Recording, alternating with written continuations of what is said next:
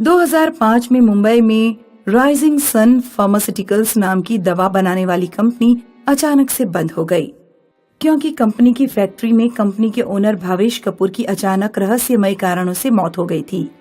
करीब 6 महीने बाद भावेश के छोटे भाई मुकुल कपूर ने अपनी पढ़ाई पूरी करने के बाद फैक्ट्री को रिस्टार्ट किया। भावेश भाई की मौत हम सभी के लिए बहुत दुखदाई रही। उन्हीं ने अपने कठिन परिश्रम से ये कंपनी खड़ी की थी। उनकी मौत का कारण पता लगाने में पुलिस जुटी हुई है। हम भावेश भाई की विरासत को आगे बढ़ाएंगे और पूरी लगन से दोबारा काम शुरू करेंगे। उस दिन गर्मी बहुत ज्यादा थी। मुकुल जब फ्रेश होने के बाद शीशे में देखकर अपना मुंह पोंछ रहा था तो उसे शीशे में अपने पीछे दरवाजे पर एक चुड़ैल चिपकी हुई दिखाई दी, जिसकी मकड़ी की तरह 8 टांगे थीं। मुकुल ने जैसे ही पीछे मुड़कर देखा, दरवाजे पर कुछ भी नहीं था। उसने फिर शीशे में देखा, चुड़ैल अभी भी दरवाजे पर चिपकी हुई थी। चुड़ैल का सिर मुकुल की तरफ घूम गया। मुकुल डर के मारे दूसरे दरवाजे से बाहर निकल गया। मुकुल को समझ नहीं आ रहा था कि अभी जो उसने देखा वो किसी को बताए या ना बताए। उसने अपनी फैक्ट्री के वर्कर राजू को बुलाया और एक फाइल देकर कहा, राजू, जरा ये फाइल ऑफिस में रखाना। राजू उसी दरवाजे से ऑफिस के अंदर गया जिसके पीछे मुकुल ने चुड़ैल चिपकी देखी थी और आराम से बाहर भी निकल आया। मुकुल समझ गया कि राजू को ऑफिस में कुछ भी नहीं दिखा है। मुकुल ने उस रात चुड़ैल की बात जब अपनी पत्नी को बताई तो उसकी पत्नी हंसने लगी। 8 पैरों वाली मकड़ी चुड़ैल, लगता है कल तुमने ड्रिंक की होगी, इसीलिए ऐसा हुआ होगा। नहीं, मैंने ड्रिंक नहीं की थी। मुकुल ने उस बात को दिमाग से निकालकर काम पर ध्यान लगाना चाहा। अगले दिन मुकुल ऑफिस में देर रात तक काम करता रहा। फैक्ट्री के सारे वर्कर्स भी अपने अपने घर चले गए। मुकुल रात के 10 बजे गैरेज में पहुंचा और कार लेकर घर की तरफ निकल पड़ा। रास्ते में उसे लगा जैसे कोई उसकी कार के ऊपर कुछ ठोक रहा है। मुकुल एक सुनसान रोड से गुजर रहा था। कार के ऊपर ठप ठप की आवाज सुनकर उसके हाथ पैर सुन्न पड़ गए। मुकुल ने साइड से कार रोकी और उतरकर देखा। कार के ऊपर वही मकड़ी जैसी चुड़ैल बैठी हुई थी। चुड़ैल मकड़ी की तरह मुकुल के ऊपर झपट पड़ी। उसने अपने हाथों पैरों से मुकुल के शरीर को नोच डाला। उधर घर पर मुकुल की पत्नी इंतजार कर रही थी। वो बार बार मुकुल को फोन कर रही थी, लेकिन मुकुल फोन नहीं उठा रहा था। रात के 12 बजे मुकुल का फोन आया, लेकिन मुकुल के फोन पर कोई और बोल रहा था। मैम, आपके पति का एक्सीडेंट हो गया है, जल्दी मिशन हॉस्पिटल पहुंच जाइए। मुकुल की पत्नी जब हॉस्पिटल पहुंची तो मुकुल काफी गंभीर हालत में था। कुछ दिनों बाद जब मुकुल उठकर बैठने लायक हो गया तो उसने अपनी पत्नी को सारी बात बताई। कुछ साल पहले मेरी छोटी बहन पर भी कुछ भूत प्रेत का ऐसा ही हमला हुआ था। तब मेरे पापा ने त्रिलोकी नाम के एक तांत्रिक को बुलाया था। मैं पापा से कहकर उस तांत्रिक को ही बुलवा लेती हूँ। त्रिलोकी को बुलाया गया। तुम कह रहे हो चुड़ैल मकड़ी जैसी दिखती है? सबसे पहले तुमने उस चुड़ैल को कहाँ देखा था? मैंने उसे फैक्ट्री के ऑफिस में देखा था।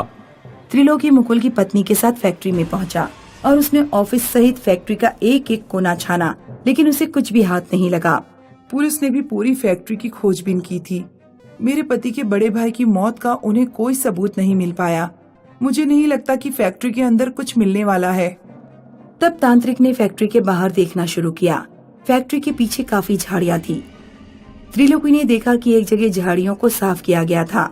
ऐसा लगा था कि किसी ने झाड़ियां हटाकर जमीन में कुछ गाड़ा है। तांत्रिक ने जब उस जगह की खुदाई की तो उसे कैमरे की एक टूटी फूटी रील मिली। त्रिलोकी ने उस रील को ठीक कराया और उसमें रिकॉर्ड वीडियो को देखा।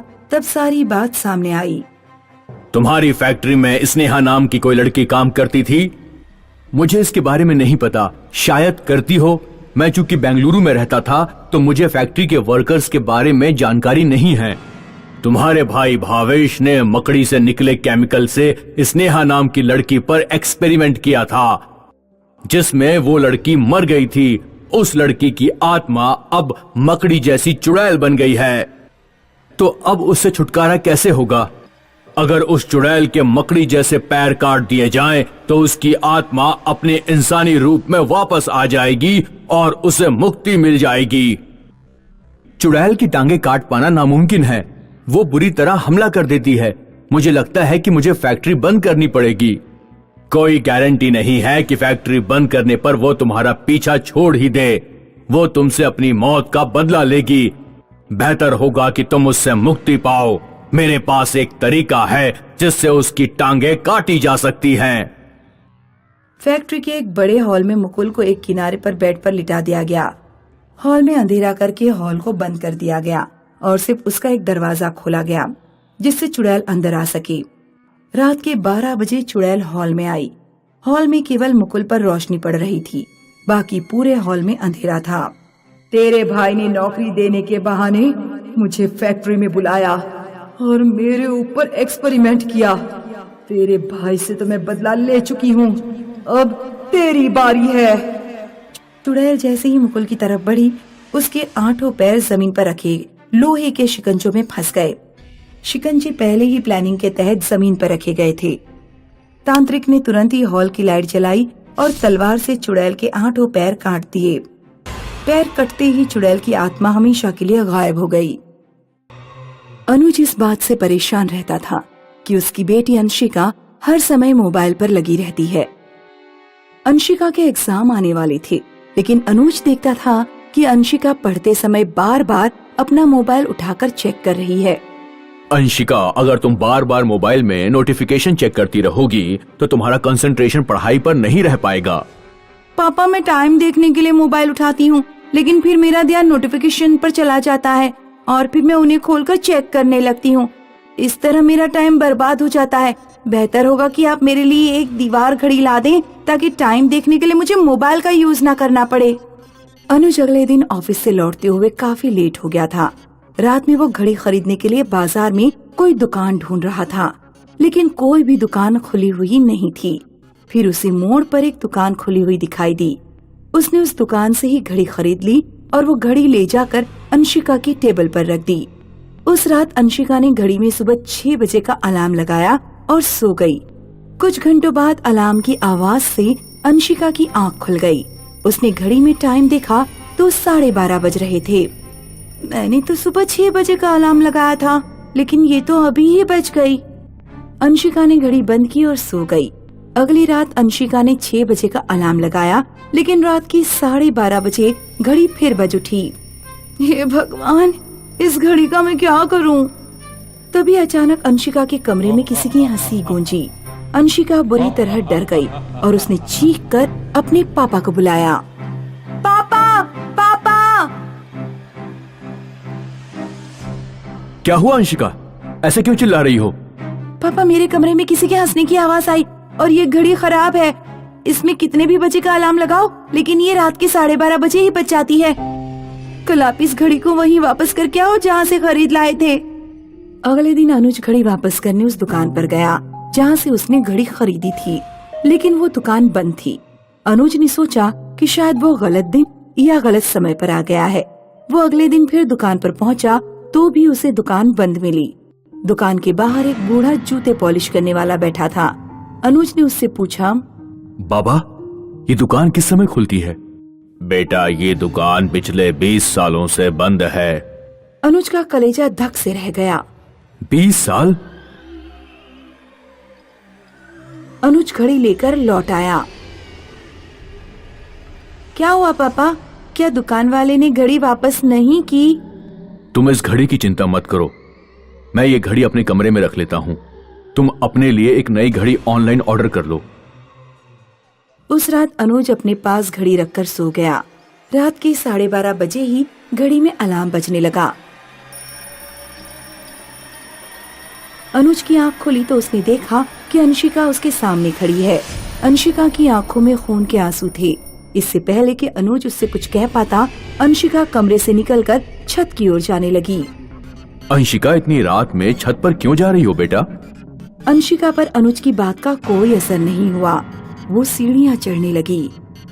अनुज बिस्तर से उठकर सीढ़ियों की तरफ दौड़ा, लेकिन जल्दबाजी में उसका पैर चूहे के लिए लगाए गए खटके पर पड़ गया और पैर बुरी तरह घायल हो गया।